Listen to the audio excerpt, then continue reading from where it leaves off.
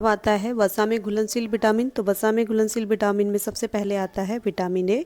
Vitamin A की खोज जो है वो डॉक्टर मैकालम ने की थी और उन्होंने ही अनेक परीक्षणों के बाद ये निष्कर्ष निकाला था कि जो गाजरी और नारंगी रंग के जो भोज्य पदार्थ होते हैं उनमें एक विशेष प्रकार का पदार्थ पाया जाता है जिसे कैरोटीन कहते हैं। और ये जो कैरोटीन ही हमारे शरीर में जब पहुंचता है तो ये कैरोटीन ही विटामिन ए के रूप में परिवर्तित हो जाता है। अब आता है विटामिन ए के प्राप्ति के स्रोत। ये विटामिन ए हमें कहाँ कहाँ से मिलता है? तो विटामिन ए की प्राप्ति का सबसे मुख्य स्रोत है वो है मछली का यकृत। मछली के यकृत में सबसे ज़्यादा विटामिन ए पाया जाता है। इसके अलावा घी, मक्खन, दूध, दही, अंडे की जो पीला वाला भाग होता है, अंडे की जर्दी में विटामिन ए पाया जाता है। इसके अलावा गाजर है, टमाटर है, पपीता, सीताफल, संतरा, रसभरी, कद्दू, पालक आदि में भी विटामिन ए बहुत अधिक मात्रा में पाया जाता है। मतलब लाल और पीले रंग के जो भोज्य पदार्थ होते हैं उन सब में विटामिन ए काफ़ी अच्छी मात्रा में पाया जाता है। अब आता है विटामिन ए के कार्य। विटामिन ए का सबसे मुख्य कार्य है पहला कि वो हमारी दृष्टि के लिए, आँखों के लिए बहुत ही लाभदायक होता है। आँखों के लिए इसका बहुत महत्व है। ये हमारी नेत्रों की ज्योति बढ़ाने में मदद करता है और जो आँखों से संबंधित होने वाले रोग हैं उनसे भी हमें बचाता है। विटामिन ए की सहायता से ही हम जो है मंद प्रकाश में, मतलब जो कम प्रकाश होता है उसमें भी ठीक प्रकार से देख सकते हैं। अगर हमारे शरीर में विटामिन ए की कमी हो जाए तो हमें धीमे प्रकाश या मंद प्रकाश में देखना मुश्किल हो जाता है। दूसरा इसका मेन कार्य है कि ये शरीर की वृद्धि एवं विकास में भी सहायता प्रदान करता है। अगला इसका कार्य है कि ये एपिथेलियम ऊतकों को स्वस्थ बनाए रखने में भी महत्वपूर्ण योगदान देता है और हमारे दांतों और मसूड़ों के लिए भी उपयोगी होता है। ये हमारे दांतों को विटामिन ए जो है वो चमकीला बनाता है और इसके अलावा रोग प्रतिरोधक क्षमता प्रदान करने में भी सहायता करता है ये। और इसके अलावा विटामिन ए जो है कार्बोहाइड्रेट के चयापचय में भी मदद करता है। अब आता है विटामिन ए की कमी के प्रभाव। तो विटामिन ए की कमी से हमें जो है आँखों से संबंधित रोग होते हैं। सबसे मुख्य रोग है इसमें जिसका नाम है रतौंधी।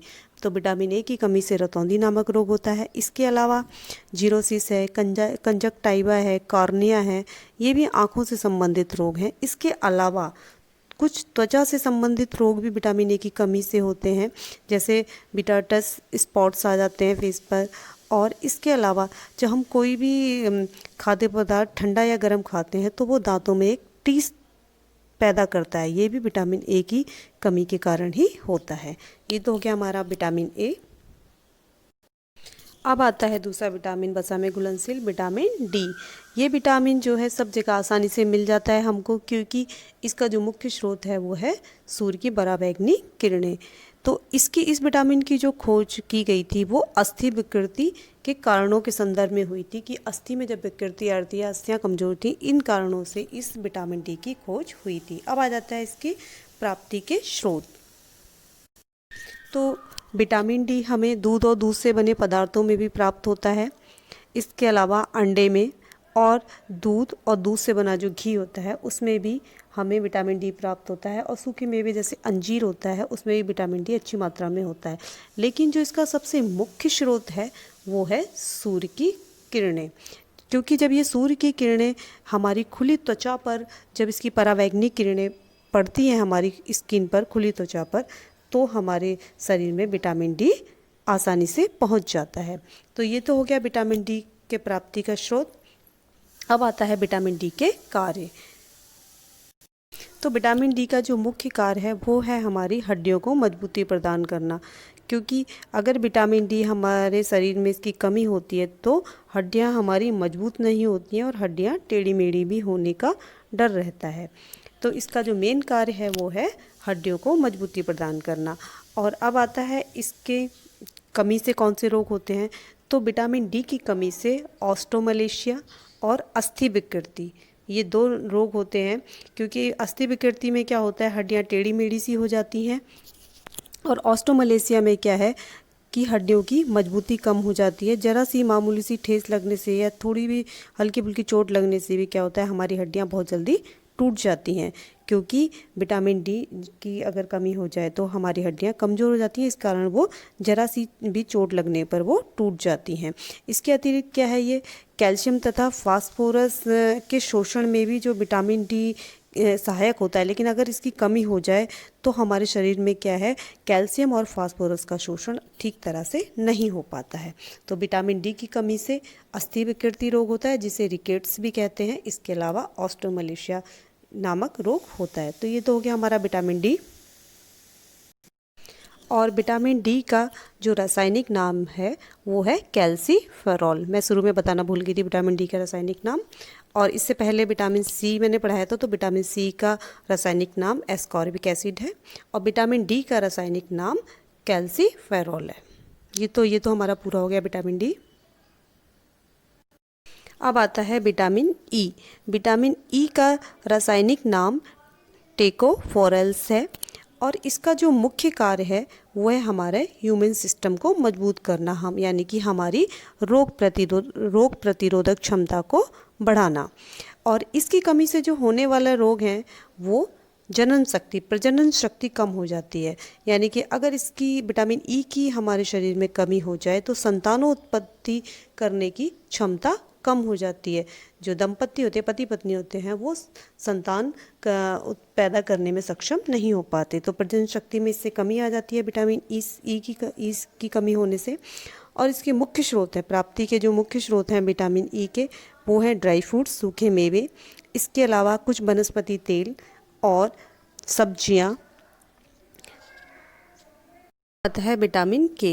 विटामिन के का रासायनिक नाम फिलोक्विनोन है और इसके जो कार्य हैं, इसका मुख्य कार्य अस्थियों तथा ऊतकों के लिए प्रोटीन बनाकर हमारे शरीर के लिए मदद करना है।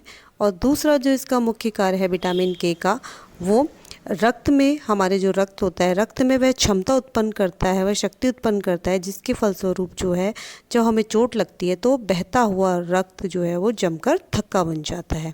तो ये विटामिन के दो मुख्य कार्य हैं। दो में सबसे मेन कार्य इसका यही है कि रक्त का थक्का बनाना, कि जब हमें चोट लगती है तो जो रक्त बहता रहता है वो कुछ देर में स्वतः ही जमकर वो थक्के के रूप ले लेता है। अब आता है विटामिन के की प्राप्ति के स्रोत। तो विटामिन के की प्राप्ति के स्रोत जो है मेन रूप से टमाटर है, भिंडी है और कुछ ड्राई फ्रूट्स हैं जैसे अखरोट वगैरह। इसके अलावा ये सभी तरह के जो अनाज होते हैं उनमें भी पाया जाता है, तथा दूध, मांस और मछली में भी इसकी काफ़ी अच्छी मात्रा पाई जाती है। और गाजर, आलू और पत्ता गोभी, फूल गोभी में भी विटामिन के समुचित मात्रा में पाया जाता है।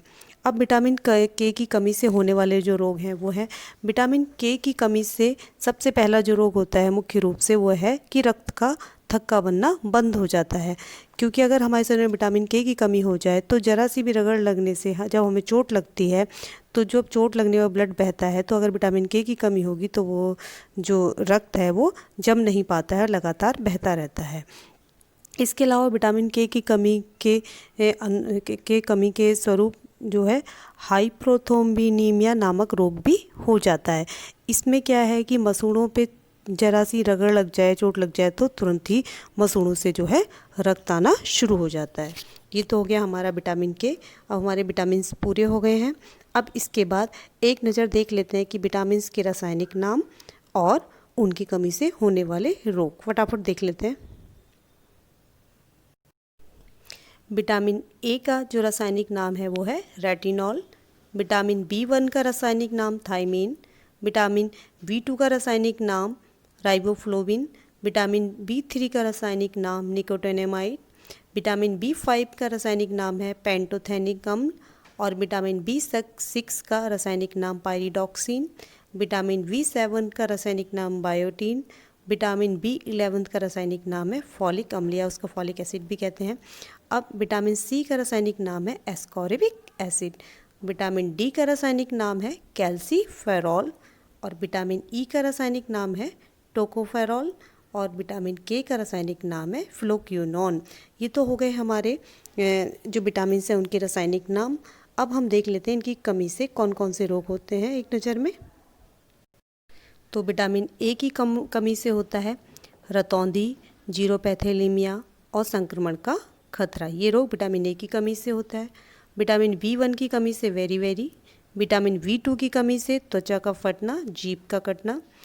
विटामिन B3 की कमी से होता है 4D सिंड्रोम या त्वचा से संबंधित रोग, जिसे हम प्लेग्रा भी कहते हैं। विटामिन B5 की कमी से होता है मंदबुद्धि होना, मतलब कम बुद्धि होना, और बाल सफ़ेद होना। अब विटामिन B6 की कमी से होता है एनीमिया, त्वचा से संबंधित रोग, और किडनी स्टोन यानी किडनी में पथरी होना। विटामिन B7 की कमी से होता है लकवा यानी पैरालिसिस और बाल झड़ने का रोग। विटामिन B11 की कमी से होता है पेचिस रोग और एनीमिया यानी खून की कमी। विटामिन B12 की कमी से होता है पांडु रोग और एनीमिया। विटामिन C की कमी से होता है मसूड़े सूजना और स्कर्वी रोग। विटामिन D की कमी से होता है रिकेट्स और ऑस्टोमलेशिया। विटामिन E की कमी से जो होता है प्रजनन शक्ति कम होना, और विटामिन K की कमी से होता है रक्त का थक्का ना बनना। ये सारे विटामिन के रासायनिक नाम और इनकी कमी से होने वाले रोगों के बारे में आपको जब विटामिन के बारे में डिटेल से पढ़ाया था तब भी बताया था, लेकिन आपको एक नज़र में याद हो जाएगा फटाफट। एक लिस्ट बना के दी है आपके लिए कि इससे आपको याद करने में सुविधा रहेगी। तो ये हमारे विटामिन का चैप्टर पूरा हो चुका है और आशा करती हूँ कि आप लोगों को अच्छे से समझ आ गया होगा। अब हम अपने नेक्स्ट वीडियो में जल के बारे में पढ़ेंगे। तब तक ओके।